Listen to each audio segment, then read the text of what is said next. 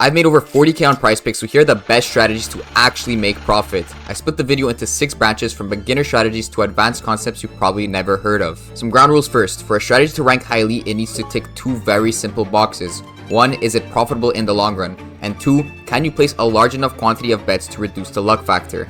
In the process, I'll also crown one of these strategies as GOAT tier and one as Clown tier. We'll kick it off with the Casuals branch, which is essentially the type of strategies noobs will use. These first 2 strategies are kind of the same as they'll lead you to similar bets most of the time.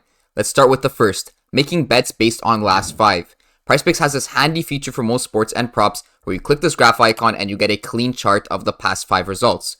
Contrary to what you might believe, these game logs are useless. First of all, if PrizePicks believes offering this data led to any edge for their customers, do you really think they would show it to you so easily? PrizePicks is not your friend. They exist to take your money, not help you make it. There's a lot of bait that the casual bettor will bite on because PrizePicks is a very, very smart company. Now along with that, the last 5 doesn't consider anything other than form. To name a few things, it doesn't consider the current day matchup, it doesn't consider any lineup changes or injury news, and it doesn't consider the whole averages of the rest of the season. Overall, if your strategy ever consists of looking at the last 5 graphs, you are successfully being fooled by PrizePicks and will never be profitable in the long run. F tier. Betting popular picks is another casual strategy that piggybacks off the last 5 strategy. The reason I say this is because if you check the majority of popular picks, you'll notice their graphs often look something like this. The popular picks are ones with 4 to 5 green last 5s where everyone is on the over, or 4 to 5 red last 5s where everyone is on the under. Sometimes a popular pick will also be one where a player just crushed their line the past 2 games, like in this case here. Again, this is a newer feature, so think about why PrizePicks even implemented it. Like the last 5, if the popular tab helped people make money, it wouldn't exist. Everyone has heard the stat that 90 to 90% of bettors lose in the long run. If a pick is popular, that means most bettors are betting on that particular prop. And if most bettors are losers, put 2 and 2 together. By tailing the popular props, you are quite literally tailing losers. If your main strategy consists of blindly tailing props from the popular tabs, you will get absolutely rinsed. That being said, not every popular pick is bad. I've actually seen and used some good popular picks, but they are one in a few. If you use the tab as a quick way to find some potential props, I think it has its use cases. Another thing to consider is line movement or bumps. A popular pick at noon might have actually been good at 13.5 points, for example. Everyone who locked it in at that price has a good pick, but due to its popularity, it might get bumped to 14 or even 14.5 by game time. If you are tailing it at this point, you lost out on a full point of value, and we all know how many times we lose by half a point. Depending on the prop you choose and when you lock it in, it could be an easy way to find value. For that reason, if you are selective with your props, I'd bump it above the last 5 strategy to D tier. Now another strategy that some people use to outsmart the popular tab is to fade the picks instead. If 99% of bettors lose, wouldn't it make sense to just bet the opposite? Well, no. As I just explained, not every popular pick is bad. But more importantly, due to the massive amount of edge PrizePicks has built into their payouts, it's possible for both the over and the under to be bad bets. This is often the case as PrizePicks' goal is to have as many 50-50 props on their board as possible. These props are bad on the over or the under because you want to find props that skew in one direction. Think about it in terms of roulette. If everyone happens to be betting on red, it does not mean that betting on black is a sharp bet. They are both bad bets because of the casino's edge. If you're blindly tailing the popular tab, odds are you will just be betting on props that barely hit more often. But like tailing popular picks, if you choose your spots wisely, it could be a good way to find potential props quickly. So D tier again. I'm not sure if this next one is really considered a strategy, but this goes to all the people who only bet on superstars and their respective overs. I'm talking about constantly betting on guys like KD, Jokic, Doncic, Curry, Giannis, and the list goes on. They will constantly bet on the overs, but will never touch an under on these players. By the end of their research process, they will have a slip that looks like this. This is terrible. I posted videos where people have called me crazy for taking KD under points or Jokic assists. The reality is these players all have their lines set relative to how good they are. Whether it's Luka Doncic or Jonte Porter, the props will always be set around their averages. Yes, Doncic is capable of getting 25 out of his 33.5 points total within a single half. But the key word is capable. He can do it and has done it, but that does not mean he will do it every time. Doncic's point line is usually set at 33.5 on average. Here is his season game log at that level. If you notice, it's literally a 50-50 split between the over and the under. On top of that, these superstars are as human as the rest of the players in the NBA. They have poor shooting nights and sometimes they are just underutilized. Forcing yourself to take overs, especially on a small group of players, is a surefire way to never make money and is not a viable strategy at all. F tier. Baiting the taco's original line is a strategy developed by the people who get mad at taco props missing and claim they're all a big scam. But does it actually have any merit to it? The answer is yes and no. If you just take the under of the OG taco line without taking the taco at all, that is an F tier strategy. The community literally votes the tacos, and most of the time it's just the most popular player. A player being the taco has no correlation with his original lines under being good. This is just a conspiracy that has no concrete numbers to back up its legitimacy. But if you are fading the OG taco line as a hedge or a middle while also taking the taco prop in another slip, that is the correct way to do it. I'll go more in depth later in the video of why you should always take tacos with no exceptions, but for now let me explain the strategy. Since tacos are often discounted 3 to 5 points from the original line, it is likely that the outcome of that prop is somewhere in between the taco and the OG line. Let's say you create a 2-man with the taco over and LeBron over. You can also create a 2-man with the OG line under and LeBron over. That way, assuming LeBron hits, if the prop lands in between the taco and the OG line, you cash both slips. It might not work every time. Sometimes you might only catch 1 slip, and sometimes even 0 if your non-taco prop misses. But you can do this 3 times a week and oftentimes more because PrizePicks runs other discounted props. Winning both slips with the prop landing in the middle will happen often enough for this to be a profitable strategy. The biggest con is you can't run the strategy too often as it relies on promos, so it's impossible to get a large volume of slips down. You're also only limited to a max of $25 per taco. Your upside is low, but it's still a profitable strategy and very easy to do, so I'll slot it in C tier. Moving on to PrizePicks' newer update and biggest scam, demons and goblins. I see way too many of these full demon or full goblin slips and it just hurts. I made a whole video about this topic, but let me quickly explain with this example. Imagine you walk up to a roulette table and you put $100 down on any number. If you don't know, this typically pays 35 to 1. Well, at this particular casino, they offer to pay 25 to 1 instead of that 35 to 1 on the exact same roulette wheel with the exact same rules. Now this probably sounds like you're getting ripped off, because you are, but this is exactly how demons work on PrizePicks. They pay you so little for something that is so much harder to hit. So if the casino is a scam, why do you not think it's a scam on PrizePicks? Here's a real example of a 4-man payout with 4 demons on PrizePicks compared to the same props on another sportsbook. Do you see that massive difference in payout? The book is offering you 55.5 to 1, while PrizePicks is offering you 39 to 1. Remember, these are the exact same props. It's a direct comparison to that 25 to 1 roulette that the casino was offering you. And that's not just one example, that's 2, that's 3, that's 4, and that's pretty much every case. Try it yourself if you're not convinced.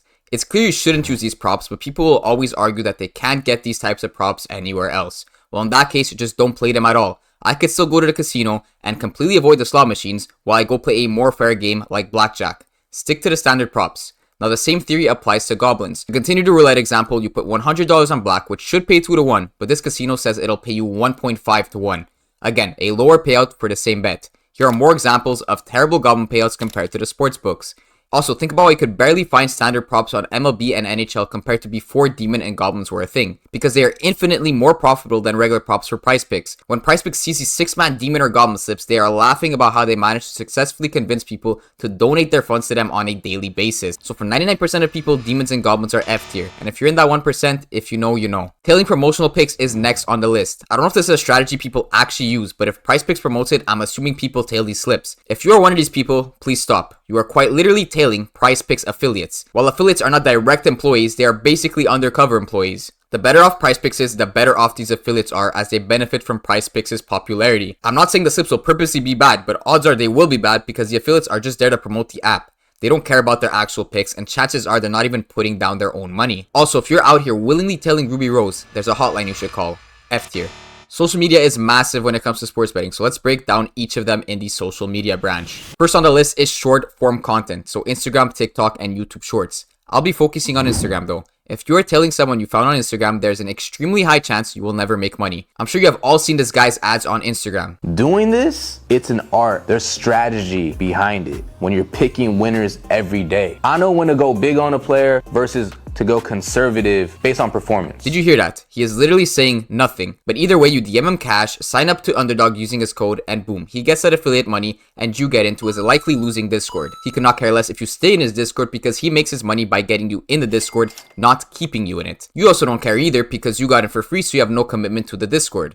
I'm not calling out this guy in particular because this goes for pretty much everyone who offers picks on Instagram. Essentially, they have no incentive to actually have good picks since their money is made before you even clicked join the Discord. Now don't get me wrong, I also offer free trials with affiliate codes on Instagram. But the difference is 95% of the people in my Discord come from YouTube and are paying customers. My business model isn't centered around affiliate commission. It's centered around actually having winning picks, incentivizing people to pay a monthly subscription. Even if the creator you are telling does not push affiliate codes, I still think getting information in short form content is never good enough to learn anything meaningful or help you profit long term. Getting picks from short form content creator is a straight F tier strategy. Things get a lot more interesting on Twitter. There's a war between two groups of people here. The EV guys and the 25k win marketing guys who post 2 powers. You want to be on the side that talks about EV, correlation, plays the optimal slip types, and tracks their bets either in a spreadsheet or using Pickit.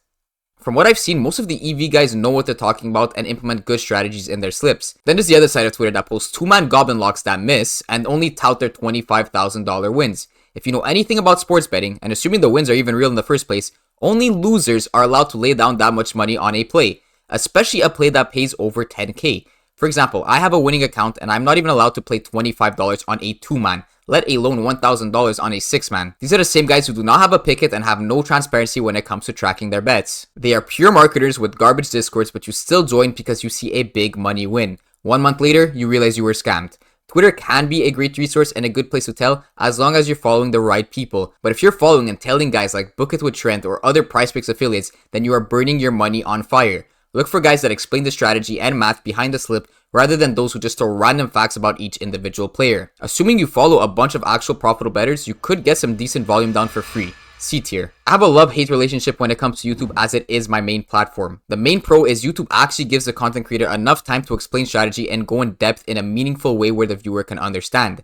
It's also impossible to fake things on video when comparing to the BS screenshots you see on Instagram and Twitter. That's great and all, but the biggest problem is it's hard to get the best picks from YouTube videos. By the time we film, edit, and upload a video, a lot of the good picks get bumped super quickly. That means when you see the video, you are getting less value on the picks than the YouTuber got when he initially locked in the slip. The video kind of becomes useless for those specific picks, but at least you have full explanations of why the creator is choosing them. Even though my main social media is YouTube, I'll admit it's not the best to tail blindly every day because it's hard to get a good volume of slips in. To put in perspective, I post 1 to 2 slips a day on YouTube, but send 10 to 15 slips to my Discord. So 2 days of Discord picks is equivalent to a full month of YouTube videos. So you aren't really getting a high amount of slips to profit, especially if you're only tailing videos here and there. That being said, it is best to watch and listen to the actual thought process behind the picks. That way you learn to apply those concepts to create more slips for yourself and sort of replicate what is being shown in the video. YouTube is the best way to up your game, but I can't say it's great for tailing slips. D tier. Done with social media, let's move over to the slip types branch where I'll probably make a bunch of people mad. I will end the debate about what is the optimal slip type to play once and for all. The first thing people to tell you when playing blackjack is to learn basic strategy. You know this chart with the mathematically optimal long run strategy for each hand. Well, here it is for PrizePicks slip types. Since PrizePicks has fixed payouts, excluding correlation, demons, and goblins, you can derive the individual prop win percentage needed to break even. These are not estimates, this is the math regarding the payout structure for PrizePicks. It's not a debate, it's an objective truth. Let's start with everyone's favorite, 2 powers. There's a lot of misconceptions about 2 powers and the majority of people say they are the best. Well, those people are wrong. The main argument I see is that 2 powers are easier to hit because you only need 2 correct bets rather than 3, 4, 5, or even 6. Yes, that is true. You will hit more 2 powers, but that does not necessarily mean you will profit. You need to hit 1 out of 3 2 powers to break even. To do so, as we saw in the PrizePicks basic strategy chart, you need to hit your individual props at around a 58% rate. Everyone talks about using these to build your bankroll, while in the process they are likely destroying their bankroll because no one hits at the rate needed to even be profitable on these. Any success on 2-mans is short term and will not be viable in the long run. And for those of you who are delusional and think you are hitting at a 58% rate, I have a challenge for you. In the past entry section, there will be over 100 slips saved in your history. Go count how many green versus how many red props. If you actually do it, let me know your hit percentage on those props in the comments. Odds are you hit much less than 58%, probably closer to 50%. Remember what I said earlier in the video, PrizePicks' goal is to have as many 50-50 props on their board at any moment, and they're pretty damn good at it. The real way to build your bankroll is to work a job for $500 so you can deposit that and use actual profitable slip types like the 5 and 6 mans. And if you're still not convinced, later in the video I will prove that 2 powers are nowhere near optimal by doing a simulation that compares profits to 6 mans. On top of the fact that 2 powers are mathematically suboptimal, you can't leverage better strategies such as correlation since you cannot have 2 players from the same team in a 2 power entry. The only redeeming quality for 2 mans is in very niche cases where there might be a mistake line on the PrizePicks board or they react too slowly to injury news. In these cases, you know the props will be removed quickly, so you throw them into a 2 power before any bumps. 2 powers are also useful for taco pairings, even though I personally use 4 mans for tacos. Although I literally never use 2-mans, I'll admit they are not completely useless, so they deserve a spot at D. Next on the list, I'll be lumping the 3-man power and the 3-man flex together because they're both garbage. I can't stress this enough, you should never be playing either of these slip types on PrizePicks. Mathematically, they are by far the worst, where you have to hit 58.5% of your props to break even on 3 powers.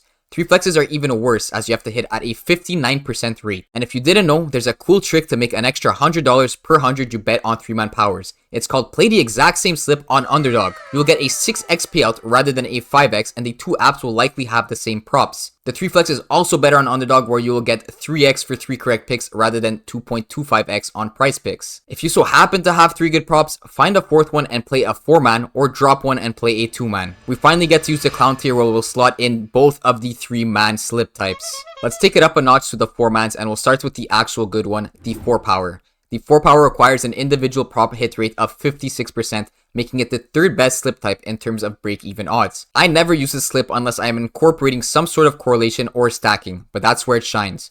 Correlation strives on all or nothing payouts because that's the whole point of it. When you are stacking players, you want all of them to hit in the same direction, whether it goes 0 for 4 or 4 for 4. Remember, anything less than 4 for 4 pays nothing, so you want to maximize the odds of a sweep. 2 correlation stacks or even a triple stack are best in 4 powers, since in 5 and 6 flexes, there's a significant nerf in comparison. The 4 power also gets bonus points for being the best slip type to use for tacos. Simply add the taco to a triple stack and now you have a high probability of cashing 9.5x. Here's an example I used to do during NFL, and here's what you can do during MLB. Do this with every taco and discount prop and you will come out profitable. While the 4-man is not mathematically optimal, it does have its unique uses that the 5 and 6 flexes do not have. The main issue is the 4 power relies on abusing correlation, which gets your account limited faster, which decreases your max earnings potential. I'll place it in B tier. While the 4 power is great, I can't say the same about the 4 flex. It has nothing going for it.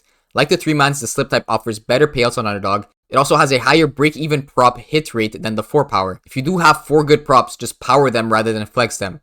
Also, as I mentioned, you should only play 4-mans if you're using correlation, and correlation is best in an all or nothing slip type. Not much more to say here, never play these, F tier. Moving on to the second best slip type, the 5 flex. 5 flexes are slightly worse than 6 flexes, but much better than any other slip type. I used to exclusively use them to build up my bankroll and practice my strategies. Since you have that insurance for 3 out of 5 and 4 out of 5, there is more room for error, and you will burn through bankroll at a much slower rate on losing streaks. The best use case is to combine correlation and straight positive EV picks. You are less likely to get limited this way, which leads to more long-term profit. The break-even prop rate is much better than the 4 power, and it is a great bankroll builder before you move on to 6-mans. For those reasons, it's A tier. Buckle up for this one because I have a lot to say for the best slip type, the 6-man flex. Yes, this is mathematically the best slip type, but there's even more going for it. Look at this profitability chart for each slip type. In red is the 6 flex, and it's clear the higher your individual prop hit rate, the higher your return on investment. As expected, in blue is the 5 flex, and in gray is the 4 power. Again, just to reiterate, this is math, not a debate. Along with that, 6 flexes have a pro that no other slip type has. That is using push lines with no worries about reverting down to a negative EV slip type. Since 5-mans are practically as good as 6-mans, if you use one push prop in your slip and it ends up pushing, you just revert down to a payout structure that is still as profitable. The same is not true for any other reversions like 5 flex into 4 flex or 4-mans into 3-mans. There's a lot of great push lines, especially in soccer, so being able to freely use them in 6-mans is an added bonus. Also, when you are stacking or doing correlation, you are usually doing it in pairs, so all you need is 3 pairs to create one 6-man. To get started with these, I recommend about a $500 bankroll so you can use 1% of it to do $5 bets. But please note, these do not hit often even when using the best strategies. Only about 3 out of 100 slips will hit 6 for 6. You just need the bankroll and the mental strength to play through the losses. The 0.4x and 2x help keep you afloat, but it's the 25x's where the money starts rolling in. In fact, these are the only slip types I use in my Discord, and we are up over 500 units since the start of it. And that's 5 months of long run success. Here's one last thing to drill the point home that 6-mans are better than the famous 2-mans. I wrote code to simulate 1,000 people placing 500 6-man slips with a 55% hit rate on each prop. Assuming the same amount of props, I ran another simulation with 1,500 2 powers with the same hit rate. Of the 1,000 people in each group, here's how many came out profitable with the 6-mans, and here's how many people came out profitable with the 2-mans. If anyone watching this video can show me someone who is profitable over months and thousands of 2 powers, I will give you free lifetime VIP access to my Discord. 6-mans are S tier. Now that you know the most profitable slip types, let's start ranking the profitable strategies branch. You've probably heard about positive EV betting, pretty much everyone mentions it nowadays, but what is it actually? All it really means is placing a bet that occurs more often than you are being paid out for. In this context, I'm talking about individual player props. For example, with a 2 power, to break even you must win 1 out of 3 slips or 100 out of 300 slips. But if you hit your individual props 60% of the time, then you'd have positive EV because you'd hit 110 out of 300 slips. In this case, you would be profitable. There's no way to do this manually, as these are the types of props that get bumped extremely quickly. You need to buy some sort of optimizer or dashboard that spits out these high hit rate props for you automatically. It is super effective as it takes zero research since you are leveraging sportsbooks odds as everything is priced into these lines. Once you have an optimizer, the goal is to take props with around a 54% and above implied hit rate and spam them in 5 and 6 flexes. Value constantly changes, so you want to be checking multiple times throughout the day to place as many slips as possible. Another bonus is you are limited much slower using positive EV compared to the correlation strategy. It's harder to flag and looks more random. In this video, I go over how I made 5k in one day using my own positive EV dashboard. It can be found at oddstosync.com if you want to try it for free for 7 days. Link in the description. On the negative side, PrizePicks used to be really out of line with the overall sportsbooks market, but they have been getting better at setting their lines and quicker at bumping them. Sometimes there might not even be 5 good positive EV picks, so you have to constantly refresh these dashboards and be on your game. Positive EV is just not as good as it used to be. B tier. Next, correlation, the bread and butter of PrizePicks. This is by far the most profitable strategy. It was popularized during NFL and you were probably doing it without even noticing it. Think of taking Kelsey and Mahomes over receiving and passing yards. These guys are more likely to hit in the same direction, so you take both overs or both unders, cashing 2 props for the price of 1. Back in the day, you were able to pretty much stack as many receivers as you wanted with the QBs. If you've been following for a while, you probably remember that day I cashed 12k in one day on Underdog using this exact strategy. The problem is that it is a nerf nowadays, meaning the typical payouts are shifted downwards quite substantially if you're correlating too many players. It's still doable, but you can only implement some correlation on your slips, like 2 players max compared to what you were able to do. It's also very easy to implement and you can drop 10 plus slips a day due to the massive amount of esports and MLB games. Another major issue with correlation is that you will get limited much quicker if it is the only thing you are playing. If the majority of your slips are esports and MLB correlation, your account will get flagged faster than any strategy and you will likely get limited before even 10k in profits. Now that is a substantial amount of money you can get in a short amount of time. That's why I still rank it highly, but it does lose points in that longevity factor since your account will get nuked. I'd rather squeeze out 20 to 30k in profits over a longer time frame than 10k quickly.